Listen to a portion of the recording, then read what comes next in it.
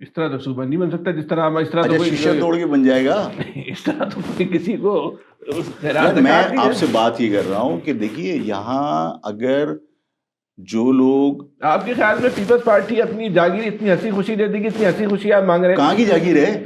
ان کا سارا رجواڑا سارا دھندا اسی سے وہ رجواڑا ہے لیکن کہاں کی جاگیر؟ جس طرح ہم بولتے ہیں کہ ہم شیشہ نہیں توڑیں گے، ہم پیار سے محبت سے بولیں گے، ریکویسٹ کریں گے بھائی ہمیں دے دو. یہ بات ذہن سے نکال دیجئے کہ صاحب وہ کوئی ان کا رجواڑا یا کوئی ان کی جاگیر ہے. بات میں نے پہلے بھی عرض کیا تھا، میں نے کہا تھا کہ میں کوشش کرتا ہوں کہ میں تلخ باتیں نہیں کروں، لیکن دیکھیے اس سندھ کے اندر جو لوگ آج یہ کہتے ہیں نا یہ ہماری دھرتی ماں، میں آج آپ سے سوال کرتا ہوں کہ اس دھرتی ماں کی جو سیراب کرنے کی نہریں ہیں ان کنالز کے لیے سائن کس نے کیے؟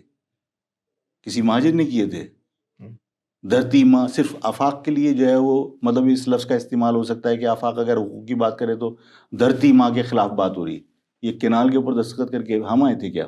اس کنالوں پہ کنال کی جو اپروول کی دستخط ہوئے، اگر وہ پریزیڈنٹ صاحب نے کسی مجبوری میں کیے ہیں تو وہ سب کے سامنے ان کو بتانا چاہیے کہ کس دباؤ میں کیے، اور اگر اس کے کوئی افادیت ہے، اگر اس کے کوئی فائدے ہیں تو سندھ کی عوام کو اور ہمیں بتانا چاہیے کہ ہاں بھائی ٹھیک ہے اس کے یہ فائدے ہیں اس لیے ہم نے کیا.